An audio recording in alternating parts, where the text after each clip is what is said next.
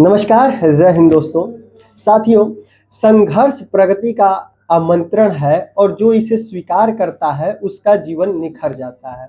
हमारे भैया हैं एक जो आए हुए हैं, सेलेक्टेड हैं, प्रगति पथ से पढ़े हुए हैं और आज सर को मिठाई वगैरह खिलाने और यह सूचना देने के लिए आए थे कि यह फाइनल सिलेक्शन हो गया है और इनसे आगे चल के जानकारियाँ लेंगे, कहाँ पर हुआ है, किस तरीके से पढ़ाई किए हैं, कितना लंबा संघर्ष रहा है, क्या-क्या कठिनाइयाँ हुई हैं और किन-किन चीज़ों पर अगर ध्यान दिया जाए, तो आप भी सेलेक्ट हो सकते हैं अच्छे तरीके से। साथ में आपको यह भी पता चलेगा कि जब आप संघर्ष के फ़ेज़ में होते हैं, तो बहुत सारी अड़चनें होती हैं, लोगों का सुनना होता है कि मतलब आपसे ये नहीं निकला, ये रह गया, क्या कर रहे हैं, कहाँ रह रहे हैं, तो बहुत सारी चीज़ें होती हैं। तो आइए इनसे जानते हैं कि क्या-क्या हुआ, कैसे-कैसे इन्होंने पढ़ाई की। तो सबसे पहले भैया को बहुत-बहुत बधाई हो कि इनका सिलेक्शन हो गया है। बहुत-बहुत धन्यवाद आपको भी। चलिए अब स्टार्ट करते हैं और सारी चीज़ें देखते हैं। आप ये बताइए कि आपका पहले इंट्रोडक्शन दे दीजिए कि नाम क्या है और कहाँ पे क्या-क्या हुआ है मेरा नाम सिलेक्शन? नीतीश कुमार है। जी।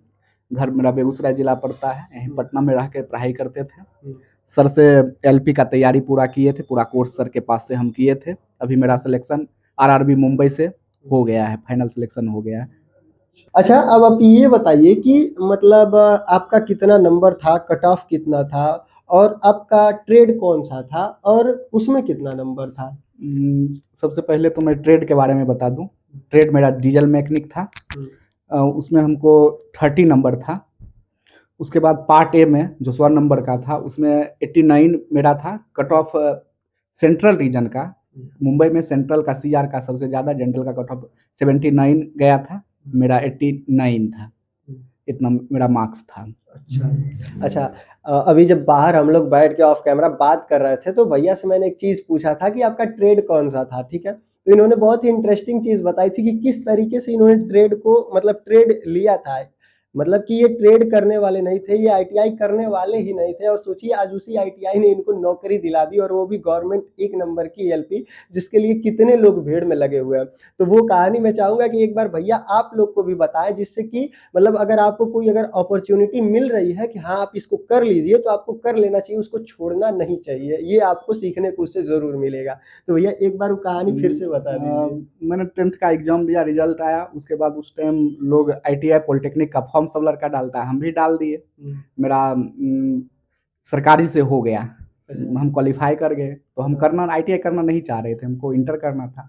लेकिन घर से एक मेरे सर थे जो हम जिनसे हम कोचिंग पढ़े थे, कन्हैया जी, उनके सजेशन से हम आईटीआई में एडमिशन ले लिए। तब फिर था कि हमको कोई ट्रेड मिल जाता, मेरा रैंक अच्छा था उस समय। डिस्ट्रिक्ट वाइज में मेरा रैंक 37 था। लेकिन हम सोचे कि चलो जल्दी हो जाएगा, इसके लिए डीजल मैकेनिक ले ली। उस समय हमको ही नहीं पता था कि डीजल मैकेनिक वाला ड्राइवर भर सकता है कि नहीं भर सकता है।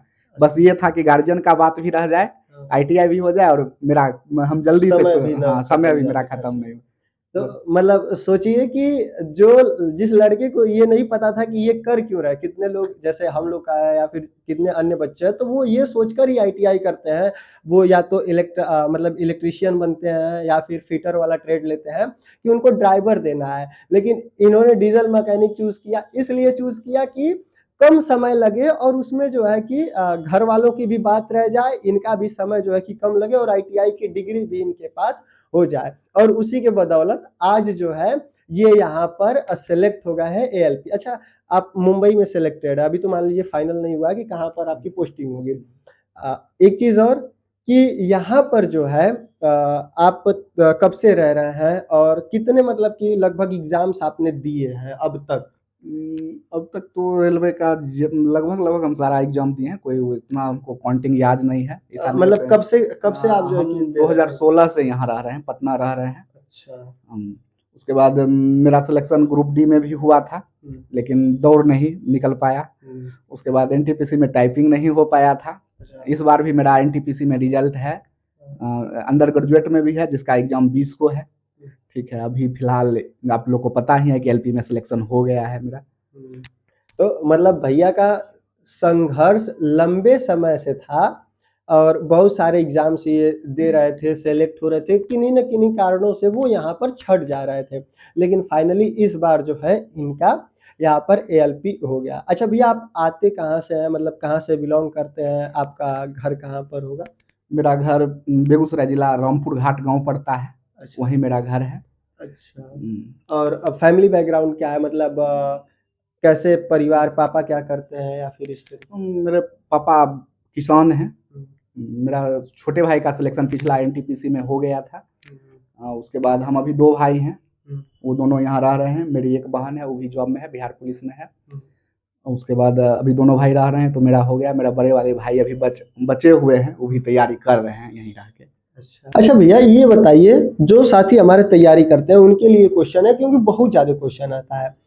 कुछ लोग होते हैं जो मतलब सोचते हैं कि मॉक टेस्ट मार के हो जाएगा, कुछ लोग होते हैं जो कहते हैं कि नहीं फाउंडेशन से हमको करना है। आप कहाँ से पढ़े, कितना पढ़े और किस तरीके से इसको जो है कि किए? हम एलपी के लिए, पीटी के लिए तो हम कहीं से क्लास नहीं किए थे, खुद से किए थे सेल्फ स्टडी। मेंस के लिए हमको लगा कि नहीं, कहीं जाना चाहिए, तो पता किए, हमको सबसे बेस्ट प्रगति पथ के बारे में बताया गया। यहाँ हम आए, सी एस सिंह सर से पढ़े। साइंस एंड इंजीनियरिंग, ड्राइंग और ट्रेड दोनों सर पढ़ाए, बहुत अच्छा पढ़ाए। और सर के से बहुत हेल्प मिला। और सर से सिर्फ पढ़ाई में ही नहीं, उनका बात सुन के, क्लास में जो मोटिवेट करते थे वो सुन के हमको एनर्जी मिलता था पढ़ाई में, जिसके बदौलत आज मेरा ये सिलेक्शन हो गया। अगर सर पे विश्वास करके कोई लड़का मेहनत करे, उनका नोट्स फॉलो करे, वो सारा पढ़े, तो लड़का का सिलेक्शन एकदम जरूर होगा। इतना हम गारंटी के साथ कह सकते हैं। यही रीज़न है कि हम सर से भी मिलने आए हैं। सर से हमको बहुत हेल्प मिला, इसके लिए सर को भी बहुत बहुत धन्यवाद। अच्छा, तो आप मॉक टेस्ट वगैरह भी देते थे?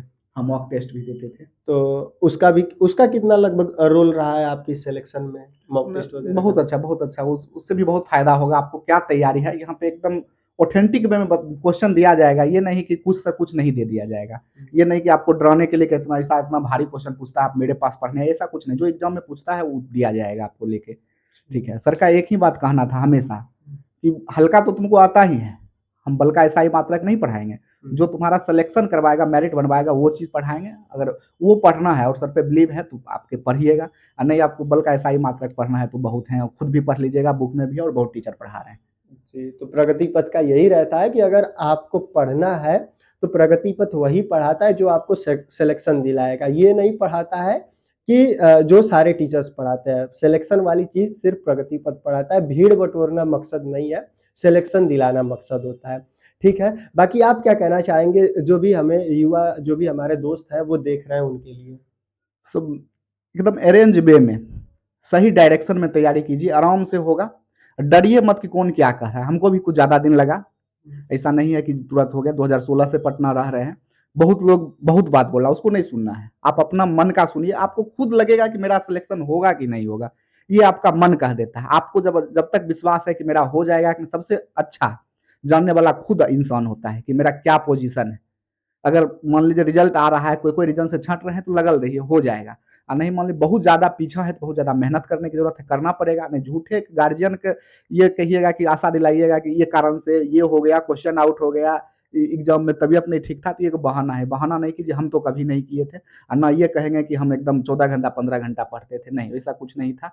हम पढ़ते थे अरेंज वे में, क्लास करने के बाद 4 घंटा 5 घंटा 6 घंटा तक पढ़े हैं, उससे ज़्यादा हम नहीं पढ़े हैं। हम झूठे के नहीं कहेंगे कि हम 14 घंटा 15 घंटा पढ़ते थे, हम कभी नहीं उतना पढ़े हैं। ये तो बहुत बढ़िया बात बता दी है सबके लिए।